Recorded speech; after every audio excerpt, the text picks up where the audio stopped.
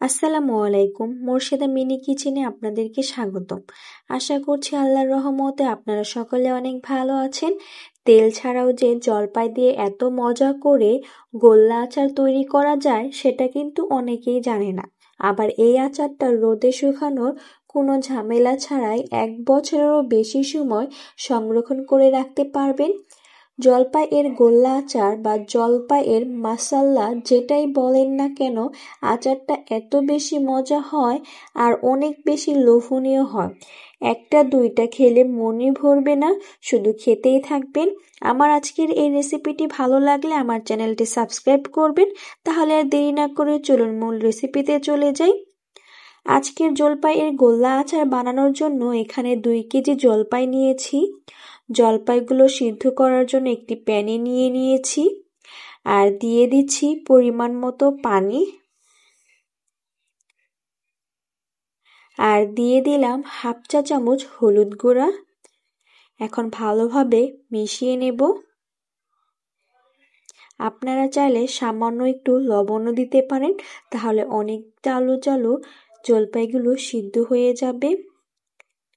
এখন ভালোভাবে সিদ্ধ করে নেব। সিদ্ধ করা হয়ে গেছে।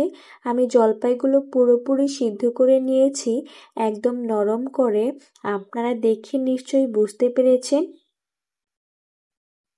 দেখুন আমার জলপাইগুলো কিন্তু পুরোপুরি সিদ্ধ হয়ে গিয়েছে।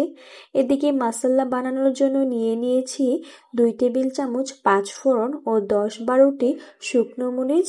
এগুলো হালকা ভেজে নেব।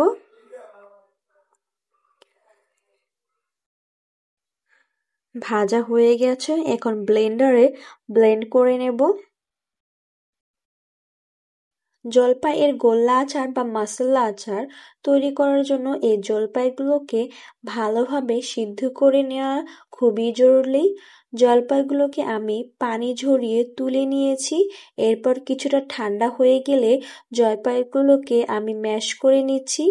এই ম্যাশ করার জন্যই জলপাইগুলোকে নরম করে সিদ্ধ করে নিতে হবে। দেখতেই পাচ্ছেন আমি জলপাইগুলোকে খুব ভালো করে ম্যাশ করে নিয়েছি। খুবই আঠালো মিশ্রণ তৈরি হয়েছে।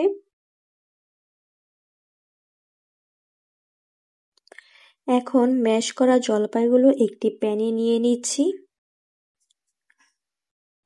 আগেই বলেছিলাম তেল ছাড়া আচার, তাই এখানে কোনো রকম তেল ব্যবহার করব না। তাও যদি আপনারা মনে করেন তেল দেওয়ার প্রয়োজন আছে, তবে প্যানে প্রথমে তেল দিয়ে নেবেন। এখন দিয়ে দেব 1 কাপ গুড়। আপনারা চাইলে চিনি দিয়েও আচার বানিয়ে নিতে পারেন, তবে গুড় দিয়ে আচার বানালে অনেক ভালো হয় খেতে। এখন সবকিছু ভালোভাবে মিশিয়ে নিচ্ছি, গুড়টা সম্পূর্ণভাবে গলে যাওয়া পর্যন্ত।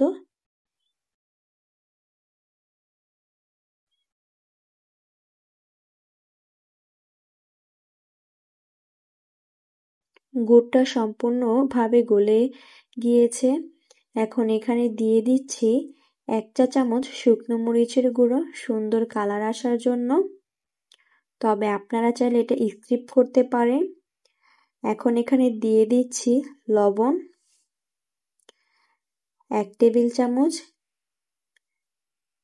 এখন সেই মশলা গুঁড়ো করে নিয়েছি, সেখান থেকে 3 চা চামচ মশলা দিয়ে দেব। আর বাকি যে মশলা আছে সেগুলো রেখে দেব পরে যে কাজ আছে তার জন্য।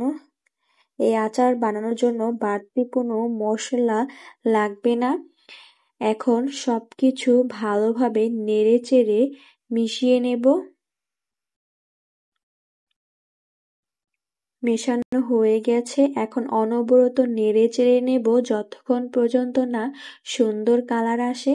আমি প্রায় 30 থেকে 45 মিনিট অনবরত নেড়ে চেড়ে লাল করে নিয়েছি। এখন দেখতেই পাচ্ছেন খুবই সুন্দর কালার আসছে। যখন দেখতে পারবেন এই মিশ্রণটা প্যানের গা ছেড়ে আসছে, তখনই বুঝতে পারবেন গোল্লা আচার তৈরি করার জন্য একদম রেডি। সামান্য একটু আচারের মিশ্রণ হালকা ঠান্ডা করে হাতের সাহায্যে দেখবেন যদি গোল গোল করা যায়, তাহলে একদম পারফেক্টভাবে আচারটি তৈরি করার জন্য রেডি হয়ে গিয়েছে। দেখতেই পাচ্ছেন আচারটা কিন্তু একদম পারফেক্ট হয়েছে।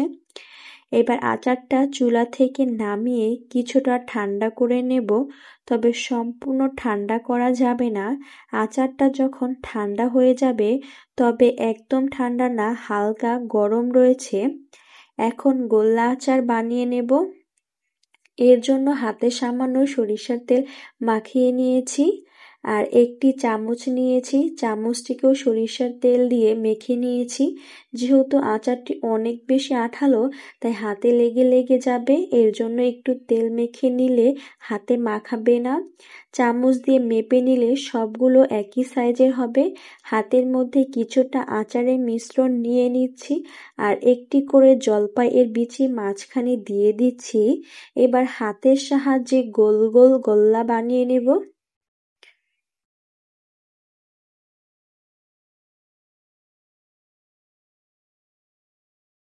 গোল্লা আচার বানানো হয়ে গিয়েছে। এইভাবে আমি সবগুলো গোল্লা আচার তৈরি করে নিয়েছি।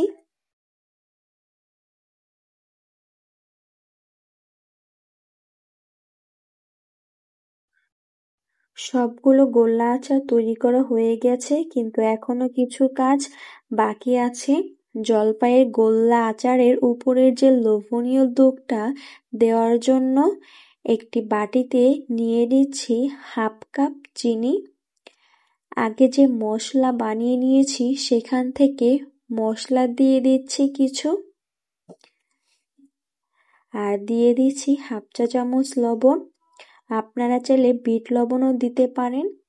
আর দিয়ে দিচ্ছি ভাজা 1 চা চামচ শুকনো মরিচের গুঁড়া। এবার সবকিছু মিশিয়ে নেব।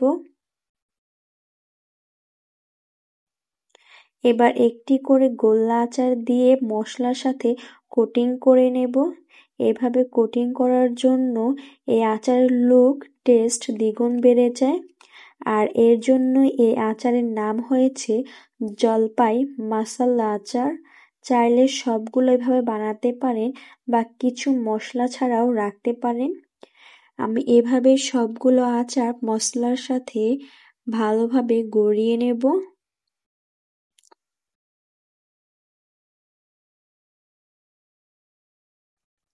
রেডি আমার মশলা আচার বা গোল্লা আচার। আশা করছি এই আচারটি আপনাদের সকলের কাছেই অনেক ভালো লাগবে। এই আচারটি খেতে এত বেশি টেস্টি যে একবার যদি বাড়িতে বানান তাহলে বাড়ির সকলে অনেক বেশি পছন্দ করবে, এবং অল্প করে যদি বানান তাহলে খুবই চালু শেষ হয়ে যাবে। আশা করছি আমার আজকের এই রেসিপিটি আপনাদের কাছে ভালো লেগেছে। আমার এই রেসিপিটি যদি আপনাদের কাছে ভালো লেগে থাকে তাহলে আমার চ্যানেলটি সাবস্ক্রাইব করবেন এবং পাশে থাকা বেল বাটনটি অন করে দেবেন পরবর্তী নোটিফিকেশন সবার আগে পাওয়ার জন্য। তাহলে আজকে এই পর্যন্তই। সবাই ভালো থাকবেন, সুস্থ থাকবেন। আল্লাহ হাফেজ।